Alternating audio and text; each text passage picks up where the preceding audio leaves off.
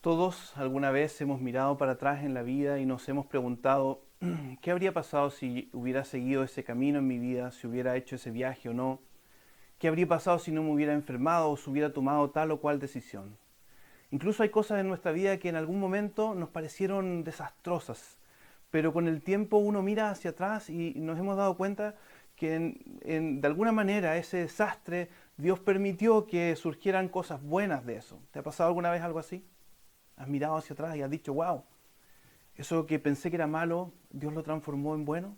Hay una frase muy conocida que dice, Dios escribe derecho sobre líneas torcidas. Algunos se lo adjudican esta frase a Tomás de Aquino, otros a otras personas, pero el punto es que es una frase muy cierta, creo yo. Dios escribe su perfecta historia en medio de un mundo caído, en medio de seres humanos que tomamos decisiones buenas, algunas no tan buenas y otras muy, muy malas. Y sin embargo, Dios sigue escribiendo su perfecta historia. En el libro de Josué, que hemos estado meditando este último mes, nos muestra justamente eso con muchísima claridad. Nos muestra un pueblo que tropieza recurrentemente. Sin embargo, Dios sigue escribiendo su historia. Por ejemplo, la semana pasada, cuando el pueblo ya había entrado a la tierra prometida y gana su primera batalla contra una ciudad muy poderosa, Jericó, los muros se cayeron, hubo una gran victoria. Y sin embargo, seguido a eso, viene un desastre donde hay un israelita llamado Acán que desobedece a Dios y peca contra Dios. Sin embargo, Dios sigue escribiendo su historia en su pueblo. En los capítulos 9 y 10 que vamos a meditar hoy, hay dos situaciones donde se puede ver con muchísima claridad que el ser humano ha torcido las cosas, pero que Dios sigue escribiendo su perfecta historia. Vamos a ver en el capítulo 9 que hay un trato torcido que el ser humano hace, donde Dios decide escribir la historia de salvación. Y en el capítulo 10 hay un poder torcido, donde Dios decide escribir acerca de su justicia. El libro de Josué ya nos ha dicho que todos los pueblos que habitaban la tierra prometida antes de que entrara el pueblo de Israel habían escuchado, habían visto de lejos las victorias, los milagros que Dios les había permitido tener a su pueblo. Entonces todos estos pueblos tenían temor, tenían miedo. Así varios de ellos tomaron una decisión que creo es común hasta el día de hoy. Mira lo que dice, lo voy a poner en grande para que lo leamos. Dice, versos 1 y 2. Había reyes que vivían al lado occidental del Jordán, en la montaña, en la llanura y a lo largo de la costa del Mediterráneo, hasta el Líbano. Hititas, amorreos, cananeos, fereceos, heveos y jebuseos. Cuando estos monarcas se enteraron de lo sucedido, se aliaron bajo un solo mando para hacer frente a Josué y a los israelitas. Ahí están, en ese mapa puedes ver los diferentes pueblos que estaban en esa área. Pero uno de estos pueblos, los Gabaonitas, dice que, yo lo pongo así, ¿cierto? Pensaron, si no puedes contra este pueblo, úneteles, ¿cierto? Y es ahí donde entonces empieza a hacerse un plan. El verso 3 dice, al darse cuenta los Gabaonitas de cómo Josué había tratado a las ciudades de Jericó y de Ai, maquinaron un plan. Y este plan, al igual como lo había hecho la prostituta Rahab, se basaba en una mentira, una historia que comenzaba a torcerse. Ellos hicieron pasar por personas que venían de muy lejos, fuera de la tierra prometida, para ofrecerse ser siervos de los israelitas. Se pusieron ropas viejas, cargaron alimento añejo y fueron donde los israelitas, quienes se preguntaron realmente si este pueblo venía realmente de lejos. Pero al ver las ropas viejas, el alimento, les creyeron e hicieron un trato con ellos. Pero es justo aquí donde también el pueblo de Dios tuerce este trato. Lo hace mal, porque la Biblia nos dice que este pueblo no consultó al Señor. Mira lo que dice el verso 14. Los hombres de Israel participaron de las provisiones de los Gabaonitas, pero no consultaron al Señor. Entonces Josué hizo con ellos un tratado de ayuda mutua y se comprometió a perdonarles la vida, y los jefes israelitas ratificaron el tratado.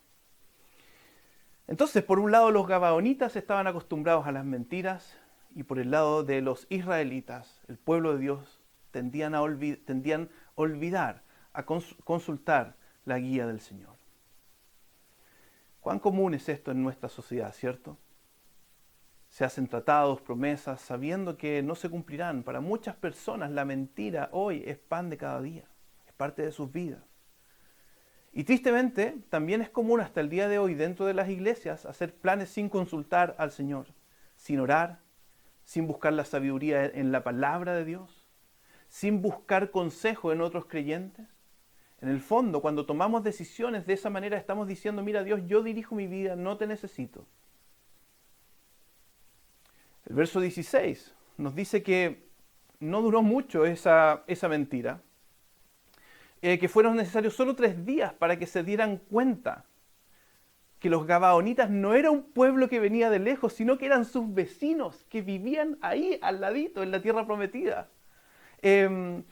Y como el trato era torcido, hubo un conflicto. El pueblo israelita no quería cumplir el trato cuando se dieron cuenta de eso. Sin embargo, aquí actuaron muy bien los líderes de Israel. Cumplieron su promesa por temor a Dios. Les perdonaron la vida, pero los pusieron en un lugar de servidumbre. Les dijeron, en el verso 23 dice, que iban a ser leñadores y aguateros en el templo de Dios. A mí me sorprende tanto y me maravillo cómo Dios escribe su historia de salvación. Este pueblo, los gabaonitas, acostumbrados a la mentira, tuvo fe como una semilla de mostaza en el Dios de Israel. Igual que Rahab, y en vez de oponerse a ese Dios, prefirieron acercarse a Dios con temor.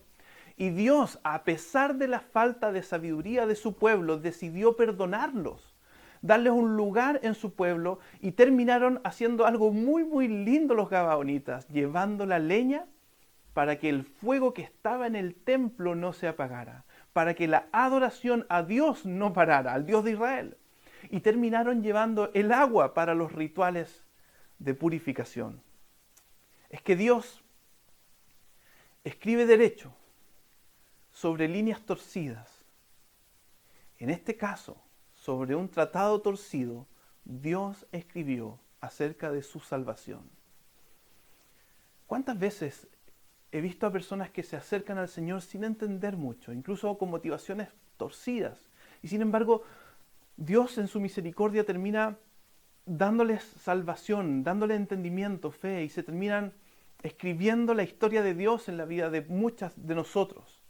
Pienso en el Nuevo Testamento, en Nicodemo, en Zaqueo, que va a mirar a Dios quizás por, no sé, por curiosidad, y termina su vida siendo transformada. ¿Cuántas personas se acercaron a Jesús quizás con fe, con una fe pequeña, pero quizás buscando simplemente que Dios los sanara, que Jesús los sanara? Y sin embargo se encontraron con Jesús y encontraron en Él la salvación de sus vidas, el perdón de sus pecados. Yo recuerdo hace algunos años atrás un joven que estaba pololeando de novio con una niña cristiana. Ese joven no era cristiano y la mujer también sabía que no estaba bien lo que estaba haciendo, formando o pretendiendo formar una vida con alguien que no tenía la misma fe, uniéndose a un yugo desigual. Ese novio, como quería agradar, ¿cierto? Su intención no era el amor a Dios, fue a la iglesia, y el primer domingo que fue justamente había una confirmación, habían personas que estaban prometiendo seguir a Cristo. Y él después me lo contó con el tiempo, que en ese momento él pensó, qué cosa más ridícula, yo nunca voy a hacer algo así, qué ridículo. Sin embargo, Dios en su misericordia, unos años después, hizo que ese hombre saltara a la fe, creyera en Cristo y se entregara, se confirmara y sirviera al Señor hasta el día de hoy en nuestra iglesia. No estoy diciendo con esto que no hayan consecuencias cuando nos desobedecemos o somos poco honestos. Lo torcido sigue teniendo sus consecuencias. Dios nos llama constantemente a ser obedientes, a ser honestos. Pero es muy importante reconocer que por sobre nuestras desobediencias o mentiras, Dios sigue escribiendo su historia historia de salvación. Qué lindo, ¿cierto? Pero también, y con la misma fuerza, Dios escribe acerca de su justicia.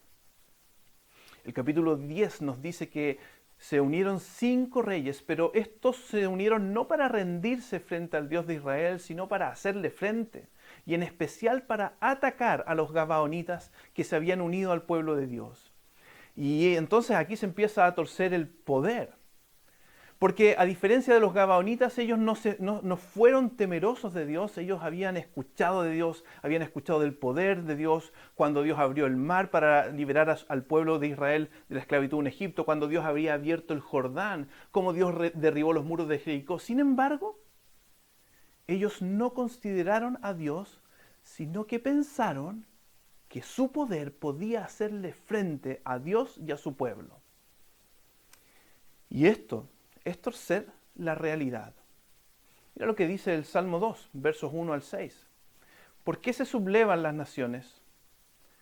Y en vano conspiran los pueblos, los reyes de la tierra se rebelan, los gobernantes se confabulan contra el Señor y contra su ungido, y dicen, hagamos pedazos sus cadenas, librémonos de su yugo. ¿El Rey de los cielos se ríe? ¿El Señor se burla de ellos? En su enojo los reprende, en su furor los intimida y dice, he establecido a mi rey sobre Sión, mi santo monte. En el relato de Josué, justamente eso es lo que estaba pasando. Eso es lo que los pueblos estaban haciendo, torciendo su poder, pretendiendo ocupar su poder contra el Creador. Y Dios afirma a Josué en la batalla. El verso 10 dice que esta confederación de reyes, de ejércitos, fue derrotado con poder. Incluso los que escaparon, Dios los alcanzó. Mira lo que dice el verso 11. Mientras los amorreos huían de Israel entre Bet-Jorón y Aseca, el Señor mandó del cielo una tremenda granizada que mató a más gente de la que el ejército israelita había matado a filo de espada. Frente a este poder torcido, Dios decide escribir su justicia. Incluso el texto nos dice que Dios alargó el día para que fuera así. Mira lo que dice los versos 12 al 13. Ese día en que el Señor entregó a los amorreos en manos de los israelitas, Josué le dijo al Señor en presencia de todo el pueblo, Sol, detente en Gabaón, luna, párate sobre Ayalón. El sol se detuvo y la luna se paró hasta que Israel se vengó de sus adversarios. ¿Sabes qué? Ha habido mucha conversación e investigación de qué fue lo que sucedió ese día. Si fue un lenguaje poético o en qué horario fue hecho ese milagro. Pero lo que es claro es que Dios intervino. Intervino soberanamente para juzgar a esos reyes y terminar conquistando toda esa región. Mira lo que dice el verso 40. Como va terminando el capítulo 10. Así Josué conquistó toda aquella región, la cordillera, el Negev, los llanos y las laderas. Derrotó a todos sus reyes sin dejar ningún sobreviviente. Todo cuanto tenía aliento de vida fue destruido completamente. Esto lo hizo según el mandato del Señor, Dios de Israel. Entonces, querida iglesia, Dios no solo escribió su amorosa salvación, sino también Él decidió escribir su justo juicio sobre estos pueblos, que pretendieron ir en contra de Dios. Y estas dos cosas siguen siendo verdad hasta el día de hoy. Dios ha alargado el día de salvación. Ha dicho que la razón por la cual Cristo no regresa con juicio es porque Él es paciente. Él quiere que muchas personas, familias, pueblos, naciones conozcan a Cristo, se arrepientan, se acerquen, se arrepientan y reciban de Dios salvación, propósito, unirse a alabar a Dios. Pero también Jesús mismo habló varias veces de esto, que llegaría un día de juicio, donde Dios juzgaría al ser humano y aquellos que se encuentren negando a Dios, rechazando a Dios, manteniéndose autónomos de Dios, ¿cierto? Donde sintiéndose quizás más poderosos que Dios, expresando enemistad con Dios, Dios va a escribir su justicia, va a juzgar. Jesús mismo habló muchas veces de eso. En Lucas, el Evangelio de Lucas, capítulo 12, verso 5, Jesús dijo: les voy a enseñar más bien a quién deben temer. Teman al que después de dar muerte tiene poder para echarlos al infierno. Sí, les aseguro que a Él deben temerle. Va a llegar un día en que todos esos poderes de los seres humanos que hemos torcido para rebelarnos contra Dios, Dios va a escribir líneas rectas, va a escribir su justicia. Querida iglesia, me gustaría destacar solamente algunas implicancias. Dios primero nos llama a acercarnos a Él con reverencia, siempre con obediencia. No importa cuál sea tu situación, a lo mejor llegaste incluso hoy a escuchar este mensaje por casualidad. Incluso puede ser que llegaste a escuchar este mensaje con deseo de burlarte, o eres de la iglesia y estás desobedeciendo a Dios claramente en tu vida. Dios te dice hoy: hijo, hija, acércate a mí con fe, que quiero escribir mi historia de salvación en tu vida. Quiero perdonarte, quiero restaurarte y hacerte parte de la adoración a Dios, como lo hizo Dios con el pueblo gabaonita. De ahí en adelante este pueblo que fue perdonado aprendió a adorar a Dios. Probablemente, me imagino, empezaron a quitar las mentiras de su boca. Y también el pueblo de Israel entendió nuevamente que Dios salva a personas como la prostituta Rahab, a pueblos como este pueblo pillo, ¿cierto? Pero también a ellos que les costaba confiar en el Señor y ser misericordiosos con otros. También a nosotros. Segundo, te quiero animar a no poner tu confianza en los poderes de este mundo. Justamente hoy estamos en un fin de semana de votación, donde todos tenemos que participar, donde toda la iglesia estamos llamados a orar para el bien de nuestro país y buscar, no solamente en las votaciones, en toda nuestra vida, buscar el bien de nuestra sociedad. Pero este texto nos anima a recordar a no poner nuestra confianza en el poder humano, porque rápidamente tendemos a torcerlo, ocupándolo mal, ocupándolo contra nuestro prójimo, ocupándolo contra Dios. Dios ha dicho que va a juzgar eso. Va a llegar un día de juzgar al ser humano. Va a juzgar a aquellos poderes, a aquellos reyes que se han torcido.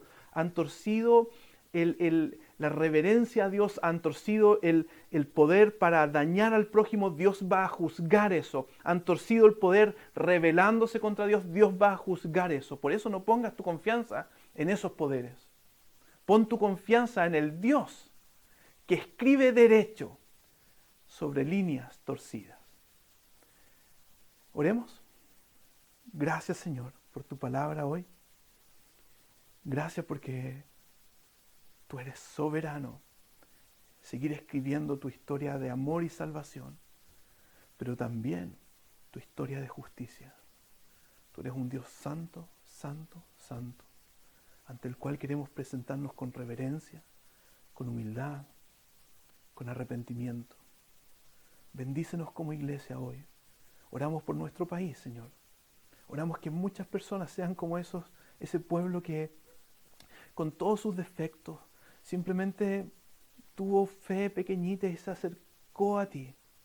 Te pedimos, Señor, que tú tengas misericordia de nosotros, que tú tengas misericordia de nuestro país, Señor, y que al mismo tiempo nos ayudes a conocerte tal cual tú eres, Señor, como tú te has revelado en tu palabra. Y ayúdanos a compartir tu palabra completa, tu amor, tu justicia también. Oramos esto en el precioso nombre de nuestro Salvador Jesús. Amén.